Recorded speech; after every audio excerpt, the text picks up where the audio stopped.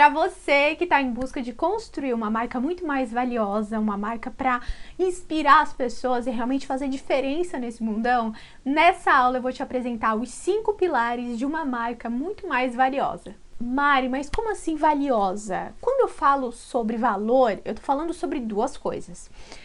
Valor, dinheiro, grana, ou seja, você aderir a estratégias que permitam que você passe a cobrar mais, né? E pare de cobrar miséria, porque se você tá aqui, eu quero que você prospere. E valor sobre valorização, né? Valorizar a sua marca, a sua história, a sua trajetória, o seu tempo, a sua energia, o seu conhecimento. Então, pensando nisso, nós listamos 5 aspectos mais importantes para você levar em conta na construção dessa marca valiosa. Bora lá!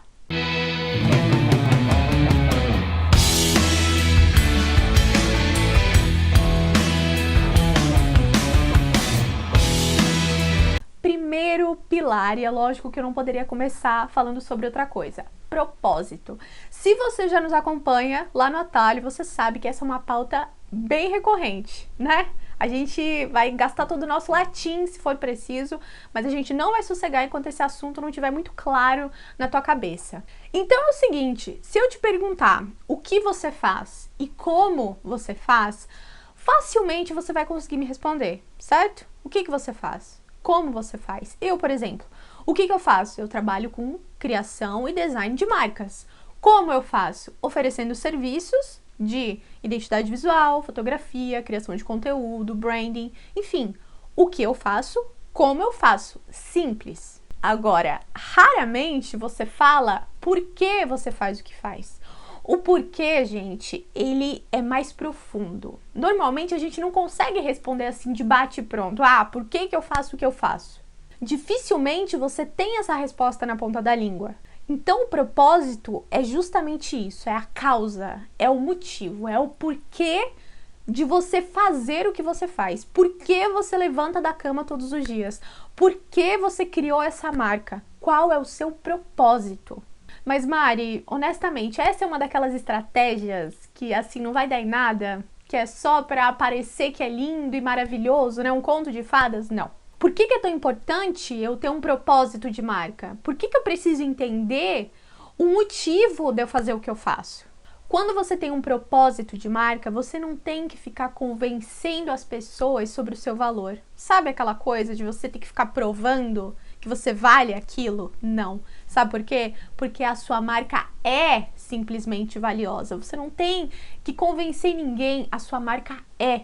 Quando você tem um propósito de marca, você não se preocupa em competir. Não. Você vai parar com essa coisa chata de ficar competindo, de ficar lá olhando o seu concorrente toda hora para ver o que ele está fazendo para você fazer igual. Não, porque você entende que você é único.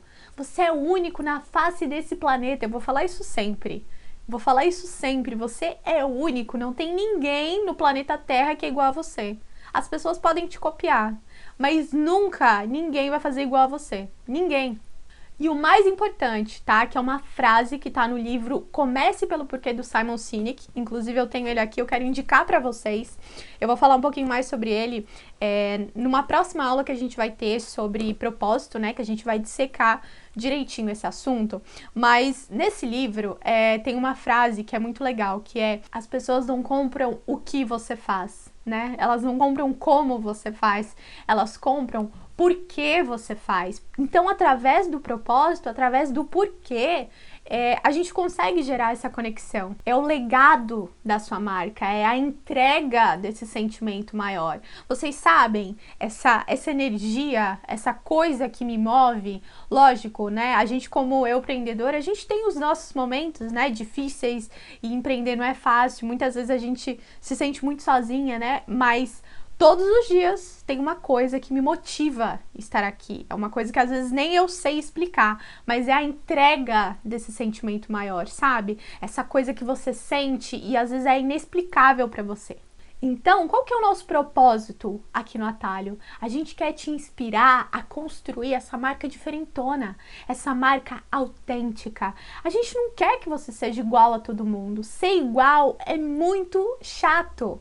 A gente quer que você mostre para o mundo aquilo que você tem de mais único. E principalmente que você se orgulhe disso. Então, esse é o primeiro pilar da marca valiosa. Defina o seu propósito, defina por que você faz o que faz. Segundo pilar da marca valiosa, brand persona. Eu sei que muita gente ainda fala público-alvo, mas toda vez que eu escuto essa palavra, a impressão que eu tenho é que tem alguém com arco e flecha que tá mirando para acertar em mim, sabe? No alvo.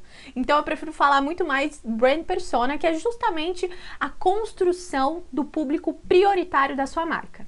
Quando a gente fala sobre construção, né, da brand persona da sua marca, a gente está falando sobre dados demográficos, né, que diz respeito à idade, à renda, à localização desse público, que são dados importantes? São, até que são, mas só isso não é o suficiente. É por isso, gente, que muito mais do que você entender a idade do seu público, onde ele mora e quanto ele ganha, você precisa entender sobre os dados psicográficos. O que são dados psicográficos, Mariana? São dados que vão te falar sobre os hobbies do seu público, o signo dele, os artistas preferidos dele, quais livros que ele gosta de ler, quais séries, né, que ele gosta de ver, os valores, as crenças, ou seja, são dados muito mais profundos, né, que vão te ajudar a criar uma conexão muito mais legítima com o seu público.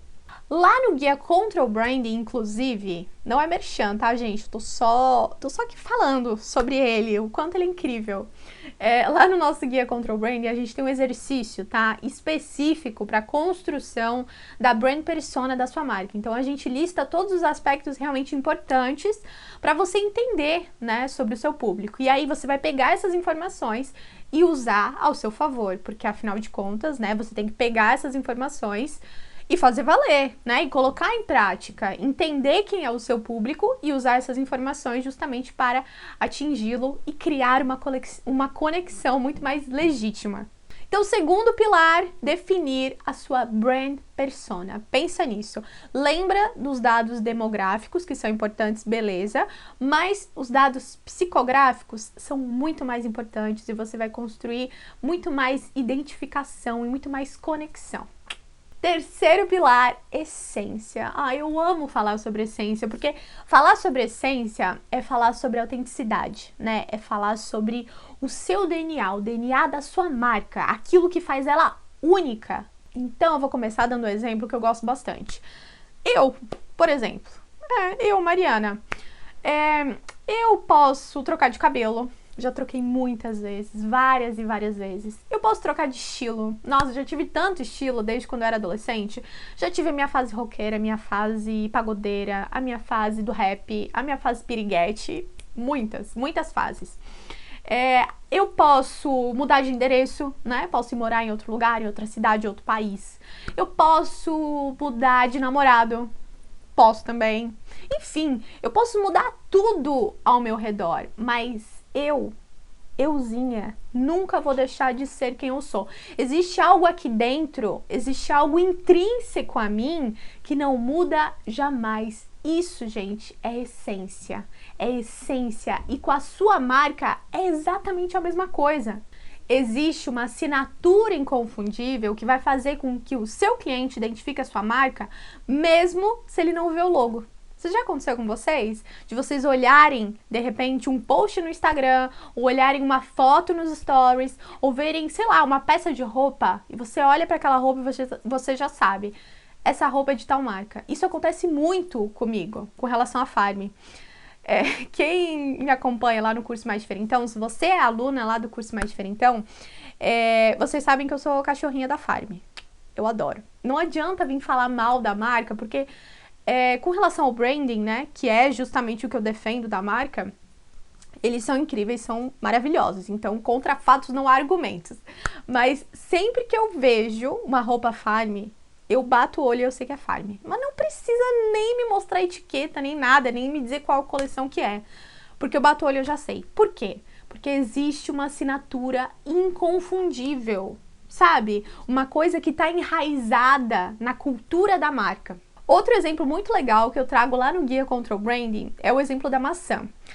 Por exemplo, a gente tem uma maçã, certo? Uma maçã, ela pode o quê? Ela pode ser torta de maçã, ela pode ser vinagre de maçã, ela pode ser creme para cabelo de maçã, né? Tem suco de maçã, enfim, a maçã, ela pode se transformar em muitas coisas, né? Mas ela nunca vai deixar de ser quem ela é, ou seja, ela nunca vai perder a essência, as características únicas dela, né? Então, no caso da maçã, a gente tem a questão da textura, a gente tem a questão do aroma, a gente tem a questão do sabor, que independente do produto, né, que ela vai se transformar, essas características vão permanecer. Então, isso, gente, é essência. E com a sua marca, é a mesma coisa. Então, o terceiro pilar, definir a essência da sua marca e tudo aquilo que ela tem de mais único e de mais especial. Não se sinta pressionada a pensar em coisas astronômicas. Uau, meu Deus, a minha marca tem que ter uma coisa assim estrondosa. Não, mas é aquilo que ela tem de único, sabe? Sabe assim, aquela coisinha, aquela cerejinha do bolo? É exatamente isso. Não precisa se pressionar a encontrar coisas astronômicas, né? Aí às vezes a gente vai inventando coisa. Ah, eu vou inventar isso aqui. Não. É aquilo que a sua marca é, em essência, é de verdade. A essência não pode ter mutreta, tá? Não é mentira, não é contar mentira. É a sua verdade. Quarto pilar, tom de voz. Então, da mesma forma que você tem impressões positivas ou negativas, né, sobre o tom de voz de uma pessoa, com a sua marca é a mesma coisa. Então, por que eu pedi para vocês pensarem na brand persona antes da gente estruturar a questão do tom de voz? Porque você precisa entender quem é o seu público, né? Para você se comunicar da forma correta. Quando a gente fala sobre comunicação, a gente fala sobre uma linguagem que não pode ter ruído, entende? Você tem que falar uma coisa e o seu cliente tem que entender a mesma coisa. Não pode ter ruído. Então, primeiro você entende quem é o seu público, né? O jeitinho dele, o estilo dele, né? As coisas que ele gosta de falar, se ele fala gíria, né? Se ele se comunica daquela forma. E aí sim, posteriormente, você adapta, né, todas essas informações para o tom de voz da sua marca. No atalho, por exemplo, né, a gente tem uma comunicação que é mais descontraída, né? A gente fala umas gírias, a gente fala uns palavrãozinhos de vez em quando, inofensivos. Então a gente tem essa comunicação que é uma coisa mais descontraída, uma coisa mais jovem, né? É uma coisa mais enérgica, mesmo que eu no dia a dia não seja tão assim, né? Eu não sou sempre assim, tá, gente? Eu sou até um pouco introvertida, eu sou bem na minha, gosto muito de ficar sozinha, mas eu entendo que a comunicação da minha marca tem que ser diferente. Então, né, eu separo essas duas coisas. Então, eu levo em consideração tudo aquilo que meu público é, né, o jeitinho dele, e levo em consideração também a essência da minha marca, né, tudo aquilo que ela precisa transmitir. Então, eu quero que você se pergunte, será que eu posso ter uma linguagem um pouco mais informal? Será que eu posso realmente ser um ponto fora da curva? Porque eu não gosto de criar padrões para vocês, tá? Por exemplo, eu sou uma advogada, então eu tenho necessariamente que seguir esse padrão, eu tenho que ter uma linguagem um pouco mais informal. Não gosto disso. Ou, Mari, eu sou advogada, né? Então eu tenho que andar de blazer e terno, né? Eu tenho que andar de salto alto. Cara, eu sei que linguagem não verbal é muito importante. Com certeza, isso é indiscutível. Mas eu não tô aqui pra dizer que você tem que usar um batom vermelho e tem que cortar o cabelo. Fica loira, né? Cortar o cabelo fica loira. Não que isso seja ruim, tá? Não é essa questão de certo e errado, mas eu vejo muitas pessoas fazendo esse tipo de coisa porque vem o outro fazendo, né? Vê o concorrente fazendo, acha que tem que fazer também. Acha que é uma tendência de mercado, né? Então, eu vou seguir isso. Enquanto, na verdade, não tem nada a ver com a sua essência, né? Não tem nada a ver com a sua verdade. Gente, olha só, eu poderia ter entrado no marketing totalmente na mutreta. Totalmente, de uma maneira super engessada. Cabelo liso, né? Com formal escorrendo, como eu usava há 2 anos atrás. Com uma postura totalmente diferente da que eu tenho, com uma abordagem totalmente diferente, com um posicionamento, né, que de repente ia seguir um padrão do mercado. Só que eu pensei assim, cara, eu não quero isso. As pessoas estão fazendo isso? Beleza, eu vou pro lado oposto. Eu quero fazer o contrário. Eu quero trazer uma nova abordagem, uma nova forma das pessoas pensarem nas marcas. Então, o quarto pilar é justamente esse, você definir o seu tom de voz com base na sua verdade, com coerência, para que o seu público se identifique com você, para que essa conexão seja muito mais fácil e que seja genuína, né? Então, não haja na mutreta, tá? É definir o tom de voz de acordo com a sua verdade, de acordo com aquilo que a sua marca quer expressar para o mundo. Quinto pilar, e a gente vai falar sobre identidade visual. Falar sobre identidade visual me deixa meio de cabelo em pé, eu fico nervosa. Por quê? Normalmente, o que eu vejo acontecer? Marcas que toda hora, tá? Mudam de identidade visual, né? E não é aquela mudança pontual, sabe? Quando você tem que fazer, quando você se aperfeiçoa no design, ou quando você dá de repente uma refinada, né, na linguagem fotográfica, ou quando você aperfeiçoa o seu tom de voz. Não são esse tipo de mudanças, eu tô falando de mudança total, né? Aí você investe, e você faz material novo, e aí você faz todo aquele suspense nas redes sociais. Pra quê? Pra daqui a 6 meses acontecer a mesma coisa. Toda aquela mudança. E o que eu percebo? Qual é a justificativa dessas marcas quando acontecem essas mudanças? Elas falam o seguinte, elas falam que elas estão passando por um momento de amadurecimento, um momento de autoconhecimento, né? Onde elas estão se encontrando. Jura? Jura que eu acredito nisso? E a minha pergunta é a seguinte, por que será que isso acontece? Por que será que tem marcas que agem dessa forma? Então, toda hora mudando de identidade visual. Cada hora é uma coisa, né? O cliente já nem entende mais. Toda hora que o cliente entra no perfil, uma coisa diferente. Uma abordagem diferente, tá? Um estilo totalmente novo, outra essência. O cliente fica perdido. Ele não sabe. Mas por que será que isso acontece, gente? É o seguinte. Antes de construir... Vou falar uma coisa, presta atenção. Antes de construir a sua identidade visual, você precisa conhecer a sua marca. Como que acontece o processo de criação de identidade visual aqui no Atalho, né? Quando marcas entram em contato com a gente para a gente desenvolver esse serviço.